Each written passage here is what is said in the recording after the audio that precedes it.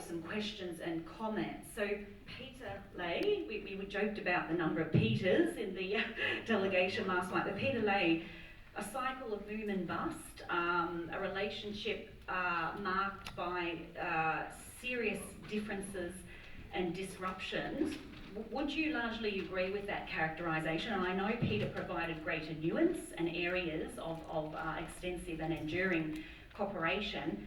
And I'd also like to pick up on a couple of things that Ibu Fifi mentioned, which was the issue with neighbours. We know Indonesia has problematic relations with Malaysia, Malaysia, as the Indonesians joke, and Singapore. You know, so that is not uncommon, particularly in the Reformasi and post-Reformasi period. So it's not just Australia. I mean, are we characterising the relationship as you know, the ebbs and flows, the differences, or is it over-exaggerated? As Ibu Fifi mentioned about media coverage. So Peter, I'd be interested in your views before we go to Q&A. Thank you. Thanks, Rita. Boom and bust? No, I don't think it's over-exaggerated, but the point is it one step forward, two steps back, or two steps forward and one step back. I'm reasonably comfortable that we're moving forward at a reasonably steady pace, and we have to expect that there will be a bust, but it's not as though the bust is terminal. There's always the opportunity to talk again, and I think part of that is coming through personal relationships. A maturity of both countries, understanding that we are geographic neighbours and we share a lot. I think an understanding increasingly from Australia that the relationship with Indonesia is more important to us than Indonesia's relationship to us. And I think therefore that we have to be constructive about it and work at it that way. Neighbours, yes, we are neighbours. But Peter made some points about geography, and my undergraduate degree was in geography and economics. Geography is there, but I think we're seeing a change in the nature of geography, a compression of time and space, in that geography is actually beaten by cyber, it's beaten by missiles, and it's beaten by a lot of things that are happening in space. So I think we need to recognise that the sea lines of communications to our north through the Indonesian archipelago, and the nature of Indonesia as an archipelago nation in the way that they look at their laws and maritime issues is important, but we need to think more broadly than that as well. So I think what I've heard, they're both terrific presentations. I'm going to speak later this afternoon, so I'm not going to steal my own thunder, and I do want to make sure that you have an opportunity to ask questions. But I'd like to just frame it a little bit. We heard, and I know we're going to hear it more during the day because in some ways it's how Ian has designed the discussion. I'd like to just frame it a little bit in terms of strategy and strategic partnership. A strategy, I talk to my students about it a lot.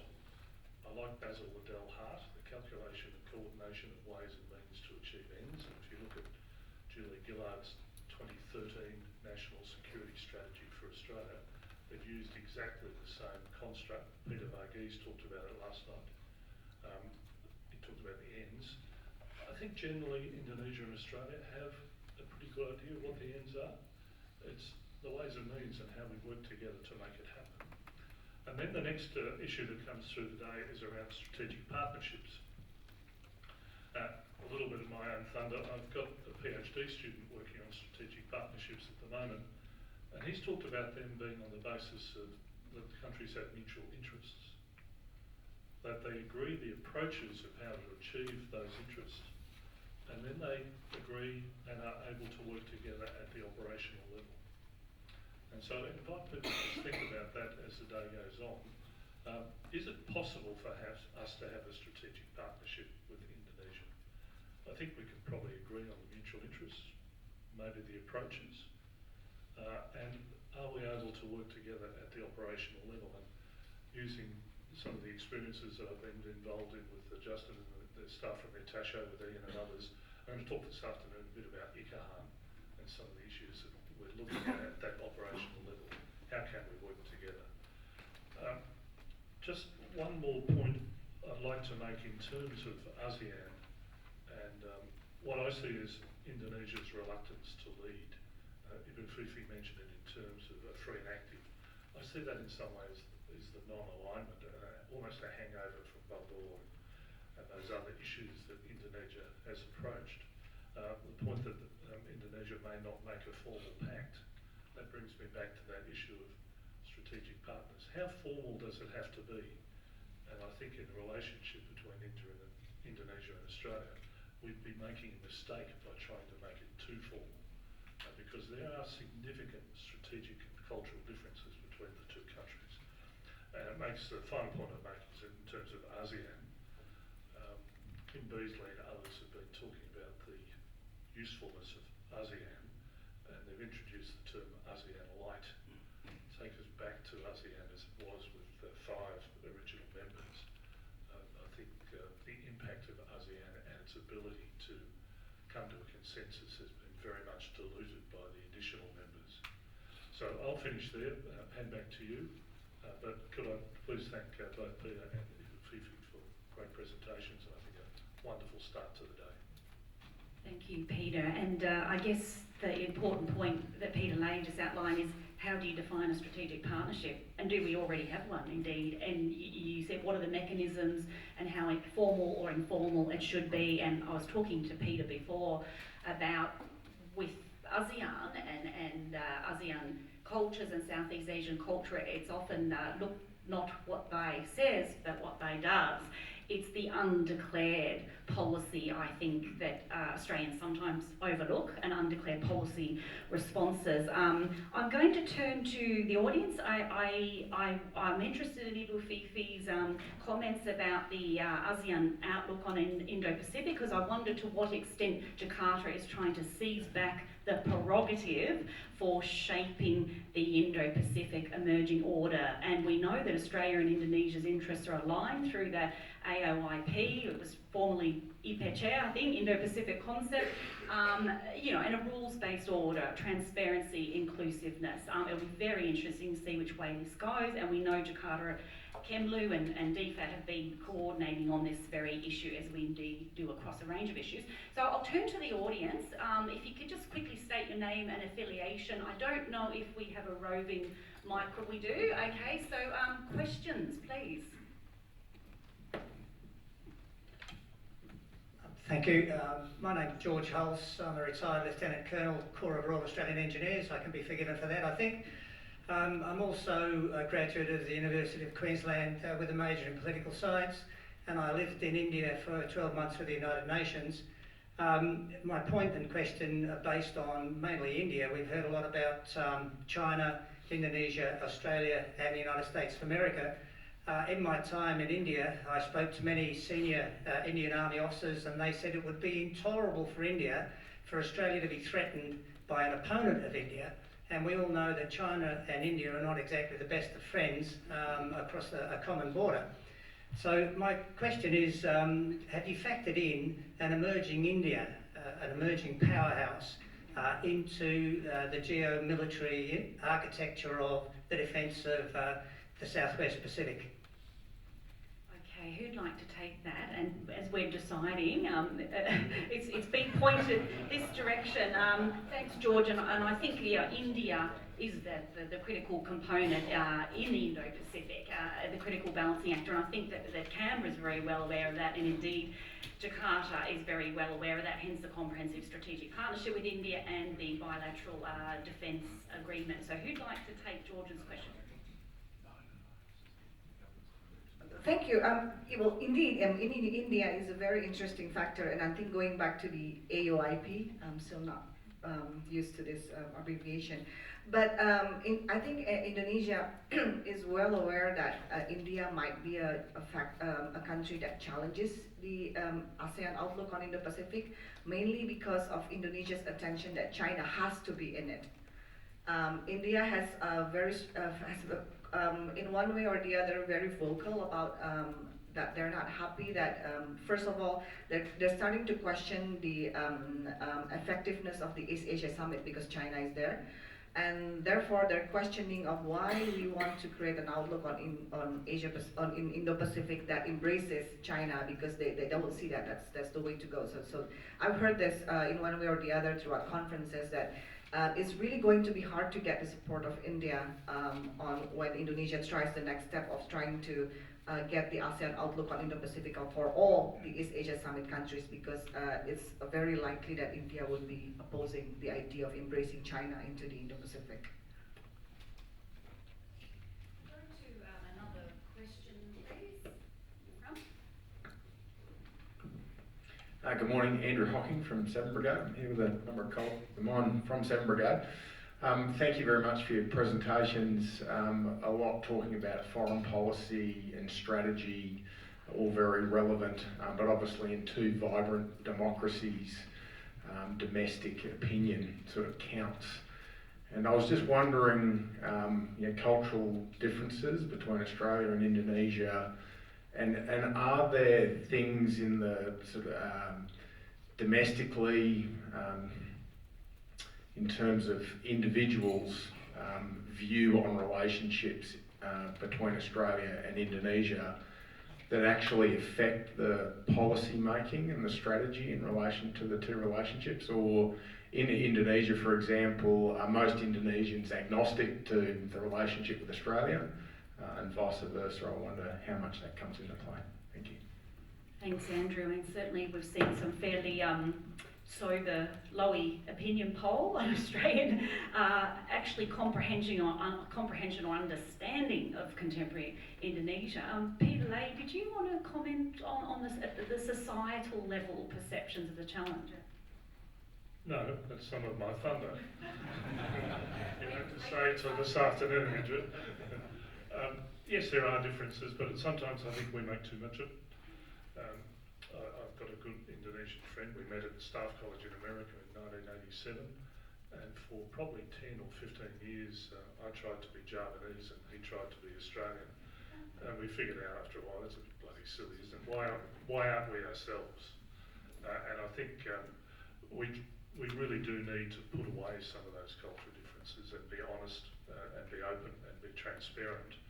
And I think that's one of the difficulties that we've got. We just don't understand that. I will say that this afternoon I think there is an appalling lack of knowledge about our two countries. I think Australia is probably the one who is least knowledgeable, and we don't understand that, frankly, we're not all that important to Indonesia. They're looking at a range of other things. I think the other thing is that we somewhat underplay the changes that have occurred in Indonesia in such a rapid period of time. And Peter mentioned it earlier. They are a democracy. They're a vibrant democracy. They're making a really good show of it. And it's very interesting to watch them play with their press. We complain about our press. Well, they've got a bigger problem. And I find it quite amusing that the press is on the release up there. So I think we've just got to be calm about these sorts of things rather than imagining that there are differences. Creating common ways that we can talk to each other and we can relate to each other is the most important thing to do. And again, that'll be some of my thunder this afternoon. I want to turn to Ibu Fifi because I think there is a perception Australia is a bit of an irritant, but we have our uses. We're useful at times, aid, education, technical expertise.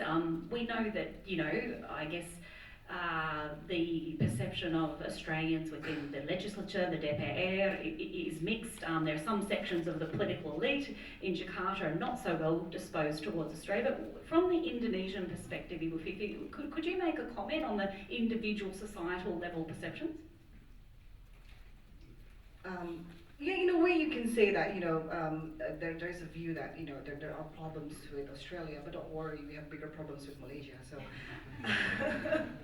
So, I think there was a poll about 5 years ago or so about, the most friendly country and the least friendly country. The most friendly country for Indonesia at the time the result was Japan. And the least at the bottom is, of course, Malaysia.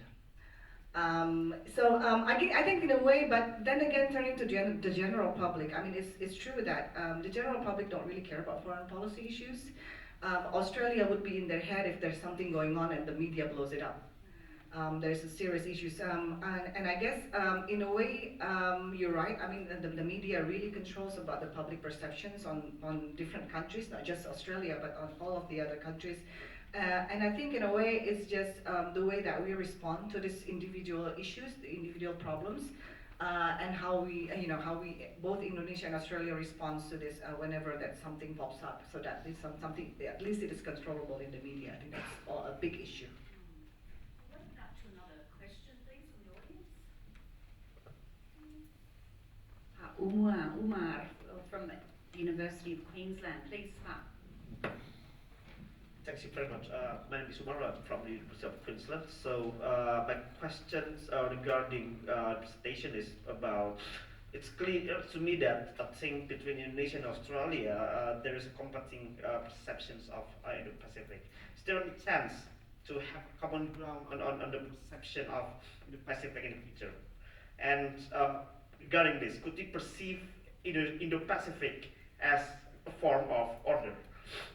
The second question is related to the issue of South China Sea. I think my question to Peter, and what do you think about Australia's positions to the South China Sea problem? I think from Indonesia's perspective it's clear, but I'm wondering if Australia has a stance on it. Thank you. I'll turn to Peter Jennings for the response on that. Thank you. The second or the first part, or both? Okay. Well, I'm probably the wrong person to talk to about Indo-Pacific, because I don't actually think it's a particularly useful concept. It's kind of been pumped up a bit in Australia by a bunch of West Australian politicians that think us East Coasters don't understand that there's this thing called the Indian Ocean. Now, I can read a map. I know it's there. The issue for me is, does it actually play into the strategic dynamics of the Asia Pacific in a way that makes a difference? And the answer is no, it doesn't yet. The only thing that is sort of strategically relevant across the regions is the flow of oil and gas out of the Persian Gulf through the Straits of Malacca and up to North Asia. That's the connection. If you look at Southeast Asia, the Pacific, if you look at South Asia, what you actually see is sort of separate strategic dynamics working in those sub-regions. And I think in that sense, India, although it's a country that we all look to in hope for it becoming a sort of a more engaged global player, a balancer of China in some world, if you like. India's the cat that walks alone and always will be. It's never going to meet the expectations of the United States, for example, to be as close a defence partner as the Americans would like. It doesn't really rate Australia as being a partner that's worth the investment, which is why our strategic relationship has been so thin. So I'm the wrong person to ask on Indo-Pacific. South China Sea is immensely important in terms of the strategic geography of both Australia and Indonesia, and there I fear that we've taken some serious steps backward in terms of the situation that we were in even 5 years ago. Just last week we had China testing surface-launched anti-ship missiles in the region. Very powerful signal to say to any country that might want to fly or sail through the South China Sea that China now effectively controls that piece of strategic geography. Now that matters profoundly to us, and even more so to Japan, because here's a country that does rely on the flow of oil and LNG up through the South China Sea for their economic lifeline. So, the Obama administration made a terrible mistake a few years ago to think that the South China Sea was just a bunch of rocks and not worth imperiling the US-China relationship. We, as a country, made a pretty awful mistake in about 2016 when we decided that it was provocative for Australia to be sailing through the region, challenging the Chinese claim of sovereignty around the contested features, and so we've kind of done it, not going within 12 nautical miles, but in a way that never makes public the Australia's interest in free navigation through that region. As I am on many things, so a pessimist when it comes to that situation. I think it's going to be very hard for the international community to work back from the perception that the game is lost and China has won the South China Sea. I think there is a way to do that, but it will involve much greater coordination of national positions in the region than has been achieved up until now. Can I just make a quick comment, having somewhat put down geography earlier? I don't put it down to the extent that Peter's mentioned strategic geography and link India and the South China Sea, sea lines of communications across the Indian Ocean. But what strikes me is that we're getting terribly excited about the South China Sea. But if you look at it, in some ways they're interior waters. And China talks about the 9-dash line, the first island chain, the second island chain, which is generally looking west. But if you look at the control that India and rather Indonesia and ASEAN have over the Straits of Malacca and Malaysia, Sunda Straits and those sorts of things, that's the entry and exit from the South China Sea. And if you get to the top of the Malacca Straits, you find the Andaman and Nicobar Islands, which is where India has, I think, still their only joint force. And they have a controlling view over who goes in and out of there. So I think there's a linkage, and geography still is important. Thanks, Peter. We've run out of time. Ian is lurking there. There's some very interesting points that you can perhaps pick up in the morning tea break on FONOPS, AOIP, and the Indian Ocean region. Thank you, Ian.